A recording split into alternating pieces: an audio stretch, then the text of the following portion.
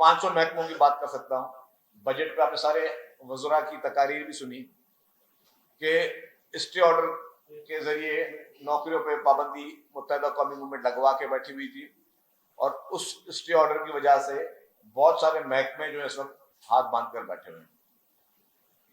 آج بھی مجھے یاد ہے ایجوکیشن منسٹر صاحب نے فرمایا کہ ٹیچرز بھی ہیں, سب کچھ ہیں, ہم لوگ ابھی چوکیدار نہیں رکھ سکتے. اب اسکول میں چوکیداری ٹیچر تو نہیں کرے گا, کیونکہ یہ لوگ اسٹے آرڈر لے کر بیٹھے ہوئے تھے. اس کے بعد بھی انہوں نے ہمیشہ کوشش یہی کی کہ لوگوں کو روزگار رکے. میں ایک چیز واضح کر لوں کہ جو ہمیشہ الزامات متحدہ جیسی پارٹیاں لگاتی رہی ہیں پیپلز پارٹی کی لیڈرشپ پر, جو پاکستان کا سب سے بڑا ہیرو شہید ذوالفقار علی بھٹو صاحب ہیں, جو سب سے بڑے نیشنل ہیرو ہیں, جنہوں نے کانسٹیٹیوشن دیا, جس نے اپنی طاقت بنایا ملک کو, جنہوں نے لوگوں کو آواز دی, جنہوں نے پوری اسلامی ممالک کو اکٹھا کر دیا ہمارے پاکستان میں. OIC کے سربراہ تھے وہ, OIC کے آرگنائزر تھے وہ. ان کے لیے یہ بات کہنا کہ شہید ذوالفقار علی بھٹو صاحب نے پاکستان کی تقسیم کی, میں سمجھتا ہوں یہ ڈوب مرنے کا مقام ہے متحدہ کی اس کی لیڈرشپ پر. اور متحدہ کے لیڈر آپ دیکھیں جتنے بھی خالد مقبول صدیقی سارے, یہ پہلے الطاف حسین کے آگے پیچھے جی بھائی جی بھائی جی بھائی کرتے تھے, اور یہ وہ لیڈرشپ ہے جو اس وقت موجود ہے متحدہ کی. یہ اپنے قائد کو چھوڑ کے چلے گئے, تھوڑا برا وقت ہے, اپنے قائد کو چھوڑ کے چلے گئے. پیپلز پارٹی کے جتنے بھی لوگ ہیں انہوں نے اچھے برے وقت دیکھے, ابھی کبھی لیڈرشپ کو نہیں چھوڑا. آج اپنے قائد کو لیڈر ماننے کے لیے تیار نہیں ہے خالد مقبول صدیقی اور ان کے باقی جو متحدہ کے لوگ ہیں. یہ آج اپنے قائد کو لیڈر ماننے کے لیے تیار نہیں ہیں, جنہوں نے ان کو کہاں سے کہاں تک آ کے پہنچایا. تو اور پھر آپ نے دیکھ لیا کہ ان کا بشر کیا ہے. سب کو پتا ہے کہ متحدہ اس وقت کہاں کھڑی ہے. جو نوکریوں کی بندر بانٹ کی بات کریں, میرٹ کی بات کریں, آج بھی کراچی کے تمام وہ ادارے, جتنے بھی بلدیاتی ادارے ہیں, وہ اس میں آدھے سے زیادہ بھرتیاں جو ہے متحدہ قومی موومنٹ نے اپنے کارکنوں میں کی ہوئی تھی. میں چیلنج کے ساتھ کہہ سکتا ہوں آج بھی متحدہ کی رابطہ کمیٹی کی ویڈیو نکالیں, آدھے سے زیادہ سرکاری ملازمین وہاں بیٹھے ہوں گے. تو بیٹھ کر یہ کیا بات کر رہے ہیں, یہ ہمیں کون سی میرٹ کی باتیں دکھا رہے ہیں, یا یہ ہمیں کون سی چیزیں بتا رہے ہیں. آج ان کی رابطہ کمیٹی میں آپ فوٹیج نکالیں کوئی چینل والے, میں آپ بتا دوں کتنے ملازمین ہیں. ایک ناصر صاحب بتا رہے تھے کہ ان کے پاس ایک ایڈمنسٹریٹر بھی متحدہ کا وہ جو ملازم ہے وہ رابطہ کمیٹی میٹنگ میں ساتھ بیٹھتا تھا. تو یہ ساری چیزیں جو ہیں وہ رہی ہیں. ہم سمجھتے ہیں کہ جو بھی انہوں نے شہید ذوالفقار علی بھٹو صاحب کے خلاف بات کی ہے اس پہ متحدہ قومی موومنٹ معافی مانگے. اور میں سمجھتا ہوں کہ متحدہ قومی موومنٹ کو چاہیے اپنے اس نفرت انگیز اور تعصب انگیز سیاست کا اور جھوٹ کی سیاست کا باب بند کرے. ہم نہیں چاہتے کہ بدتمیزی کی بات کا جواب بدتمیزی سے دیں, نہ ہی اس طرح کی سیاست جو ہے آج کے لوگ پسند کرتے ہیں. اور جس نے اس ملک میں نفرت کی سیاست کی تو آپ نے ان کے حشر بھی دیکھ لیے. ہم نہیں چاہتے کہ آپ نفرت کی سیاست کو بڑھائیں, آپ بدتمیزی سیاست کو بڑھائیں. اور ہم یہ بھی مطالبہ کرتے ہیں کہ گورنر سندھ فوری طور پر مستعفی ہو جائے, کیونکہ وہ بھی اسی متحدہ قومی موومنٹ کی طرف سے گورنر بیٹھے ہوئے ہیں. آپ کے پاس کوئی مینڈیٹ نہیں ہے, اور ہم چاہتے ہیں کہ گورنر استعفیٰ دیں, اور ہم چاہتے ہیں کہ اس صوبے میں مزید یا اس ملک میں مزید اب اس طرح کی سیاست نہ ہو جس میں آپ جھوٹے اور من گھڑت الزامات لگائیں, شہید قائدین کے خلاف آپ غلط قسم کے الزامات لگائیں, من گھڑت قسم کی آپ سٹوریاں بنائیں. یہ کسی صورت میں قابل قبول نہیں ہے. آپ کے سوالات کا جواب بھی دیں گے, لیکن ناصر حسین شاہ صاحب پہلے بات کریں گے. شکریہ.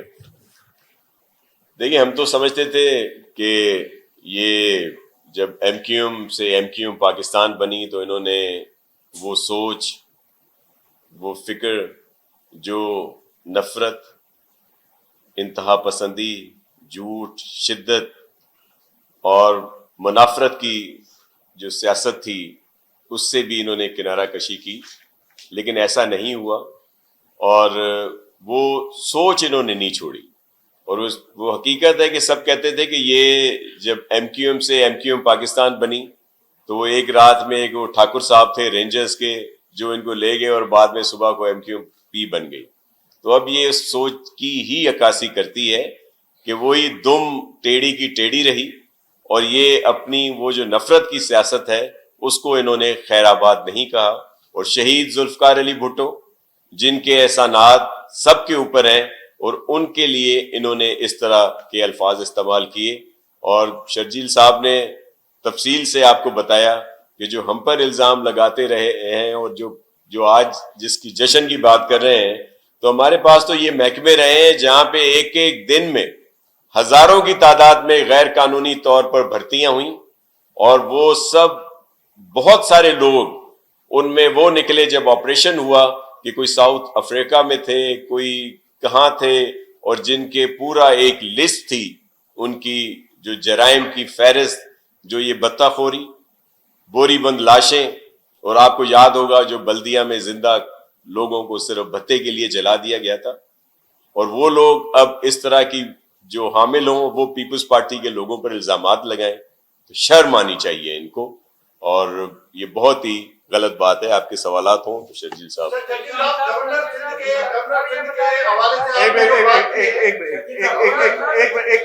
ابھی آئے بھی پہلے ارباب چاندے صاحب۔ متحدہ قومی موومنٹ نے یہ الزام جو لگایا ہے کہ شہید ذوالفقار علی بھٹو کی وجہ سے ملک دو حصوں میں تقسیم ہوا۔ جب یہاں آپریشن ہو رہا تھا تو ایک جلا پور کا نقشہ بھی نکلا تھا سندھ کی تقسیم کا اور کراچی کو علیحدہ ملک بنانے کا، اس حقیقت کے بارے میں آپ کچھ بتا سکتے ہیں؟ دیکھیں جی، آپ کی بات بالکل صحیح ہے کہ ملک کو تقسیم کرنے کی اور توڑنے کی ناکام سازش ہمیشہ متحدہ قومی موومنٹ کرتی رہی ہے، اور یہ سارے وہ لوگ ہیں، یہ خالد مقبول صدیقی اینڈ کمپنی، جب تک الطاف حسین پہ پابندی نہیں تھی تو یہ سارے اس کا چولا پکڑ کے جی بھائی جی بھائی جی بھائی کرتے تھے۔ جیسے ہی الطاف حسین پہ پابندی آئی تو انہوں نے دیکھا کہ جی اب کیا کریں، اور ابھی بھی کچھ بعید نہیں ہے کہ آدھی متحدہ قومی موومنٹ لندن کے اشارے پہ چل رہی ہو۔ اور انہوں نے کیا کیا، آج بہت بڑی بڑی اچھی باتیں کرتے ہیں، انہوں نے نوجوان نسل کے ہاتھ میں پستول دی، انہوں نے یہاں پہ ہڑتالیں کروائیں، انہوں نے لوگوں کو دہشت گرد بنانے کی کوشش کی۔ ایک دن کی ہڑتال کی کال میں 100 لوگ کراچی میں مرتے تھے۔ اس وقت یہ ساری متحدہ کی قیادت ساری ساتھ تھی نا، یہی خالد مقبول صدیقی، مصطفیٰ کمال، یہ سارے ساتھ ہوتے تھے نا، اس وقت یہ ڈیفینڈ کرتے تھے۔ یہ نہیں کہ اب ان میں ضمیر جاگ گیا ہے کہ اب ہم نے متحدہ پاکستان الگ بنا دیا، اور یہی الطاف حسین باتیں اس سے پہلے بھی پاکستان کے خلاف کرتا ہے، پاکستان کے خلاف غلط زبان غلط باتیں الطاف حسین پہلے سے کرتا ہوا آیا ہے۔ اس وقت کبھی بھی خالد مقبول صدیقی اور کمپنی نے کبھی بھی اس کے خلاف کوئی بات نہیں کی، کبھی بھی الطاف حسین سے باہر نہیں جاتے تھے۔ یہ نہیں کہ ابھی پاکستان کی محبت میں آ گئے کہ الطاف حسین، جب الطاف حسین کو بین کیا گیا اور پھر ان کو جب پتا چلا کہ اب کوئی رستہ نہیں ہے، پھر انہوں نے کہا کہ ہم اب الگ سیاست کریں گے، کیونکہ اور اس میں بھی بہت شک و شبہات ابھی موجود ہے کہ آج بھی یہ اس کے کہنے پہ چل رہے ہیں، یا آج بھی اسی کے ایجنڈے پہ چل رہے ہیں، کیونکہ ان کی نیت جو ہے وہ اب واضح ہوتی جا رہی ہے۔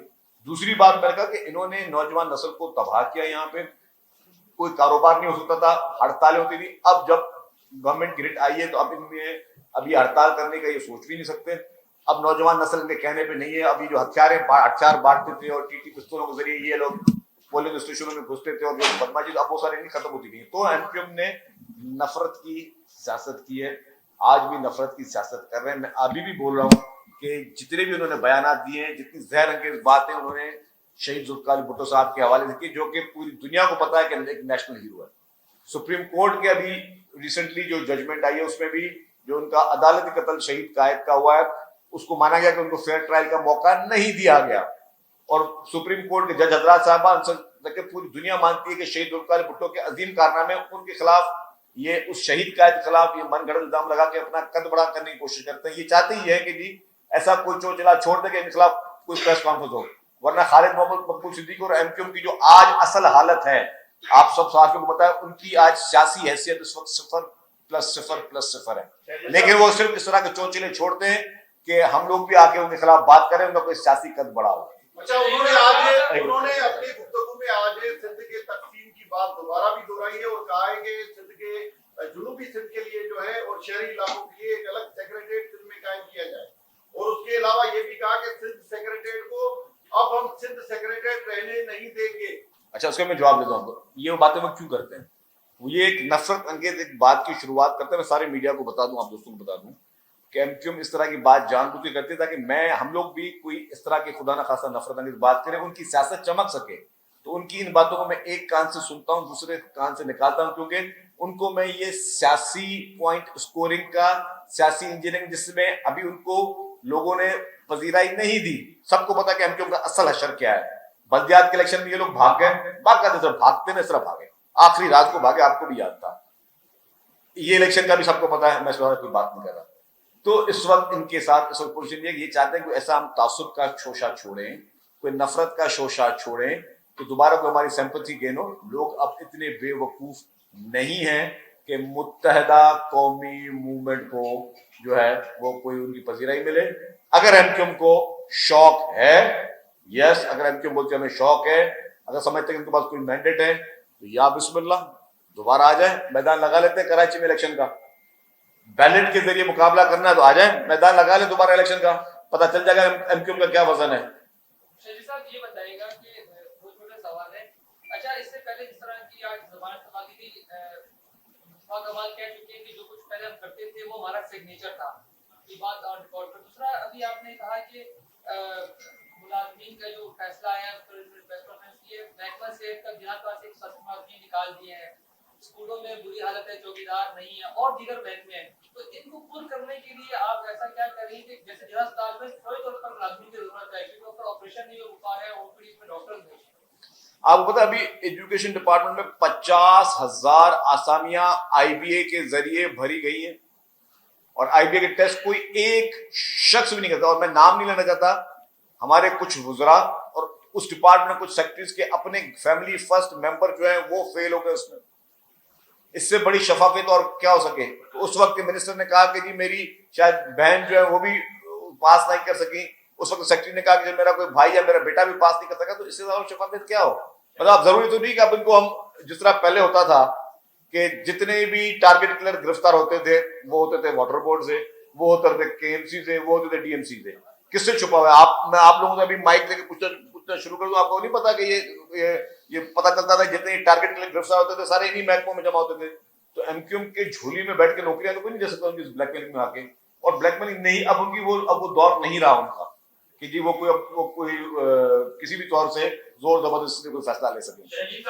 ایک منٹ جی، یہ بتائیے گا ایم کیو ایم اور آپ پیپلز پارٹی فٹ کاپ بیٹ کاپ کھیلی جا رہے ہیں، فٹ آپ تو 10 سال کے لیے لائے تھے کوٹا سسٹم، اس کے بعد ضیاء نے ایکسٹینڈ کیا، 92 میں نواز شریف نے ایکسٹینڈ کیا، 2002 میں مشرف نے کیا، اور اس کے بعد عمران خان کے دور میں ایم کیو ایم نے اس کو غیر ممنوع مطلق کے لیے منظور کرا دیا۔ تو یہ حقائق اور دیکھیں جی ایم کیو ایم کے پاس یہ نہیں کہ ایم کیو ایم کے پاس اکثریت نہیں تھی، M Q M Pervez Musharraf کے دور میں 9-10 سال اقتدار میں رہی نا، اور بلو آئیڈ بوائے بھی تھی ایم کیو ایم نا، ان دنوں میں یہ 100 قتل بھی کرتے تھے، ایس ایچ اوز کو بھی چن چن کے مارتے تھے، پوسٹنگ کروا کے ایس ایچ او جنہوں نے کراچی آپریشن میں پارٹیسپیٹ کیا اس میں لوگوں کو مارتے تھے، اپنے اسکور سیٹل کرتے تھے، بدماشی گنڈا کرتی سب ایم کیو ایم کام کرتی تھی۔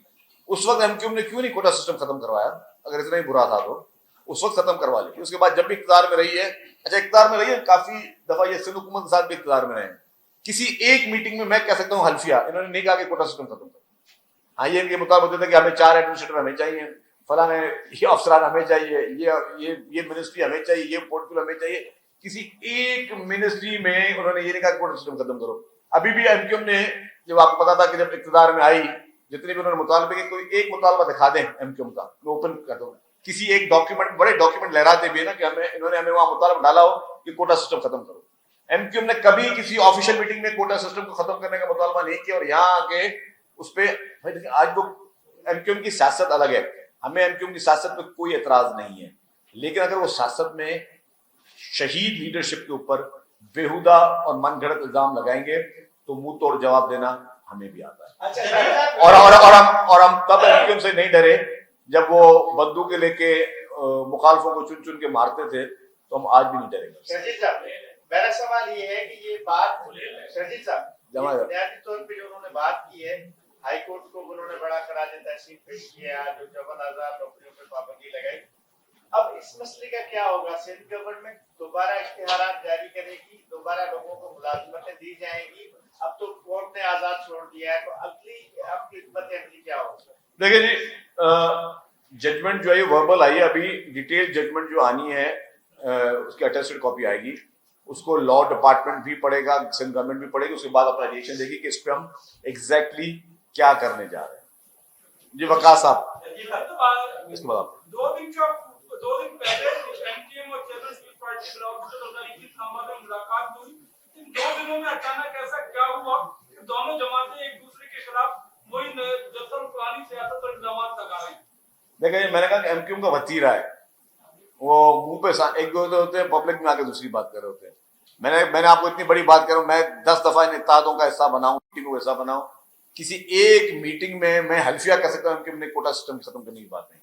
कोटा पर अमल करने की बात की है।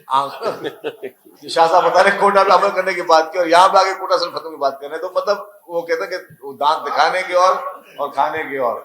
जी जी आप जी भाई। डिप्टी कमिश्नर सेंट्रल के मोहम्मद उन्होंने सर रिपोर्ट दी कि एनपीएम ने 3,500 अपराध भर्ती किए, जिसमें से 1,300 बंदे वो थे जिनकी उम्र 18 साल से कम थी। उनमें से 2,200 अपराध ऐसे थे जिनकी डिग्री ही नहीं थी। वो रिपोर्ट दी थी, उसके बाद अदालत में पुलिस सिद्दीकी ने उसके खिलाफ मांग चलाई। नंबर 1। नंबर 2, इमरान फारूक कत्ल केस का मुलजिम खालिद शमीम आज भी वाटर बोर्ड से तनख्वाह ले रहा है। केडीए में और केएमसी में माइक नहीं, दोबारा कभी बाइक दें केडीए और केएमसी में वो बायोमेट्रिक करने नहीं देते, तो आप इन सारे मामलों की तहकीकात क्यों कर रहे हैं? देखिए, हमने किया, हमने कोशिश की बायोमेट्रिक्स हो, और उसमें एक ही मुलाजिम एक टाइम पर 3-3 जगहों महकमों की तनख्वाहें लेता था, कि वो जो आपके डीएमसीज के भी तनख्वाह लेता था, केएमसी की भी लेता था, वाटर बोर्ड की भी लेता था। ये सारे कारनामे जो है, क्योंकि मैं बता रहा हूँ पूरी आधी राब्ता कमेटी, वो कौन सा रंग का जो है जो एडमिनिस्ट्रेटर था, नहीं दूसरा वसीम साहब, दूसरा था क्या नाम? शकील भाई, शकील वो साहब, क्या है वो एडमिनिस्ट्रेटर थे। और अभी भी राब्ता कमेटी में। हाँ, जैसे आपने कहा, एक नहीं बहुत सारे राब्ता कमेटी के मेंबर साहब। Thank you, Allah Hafiz.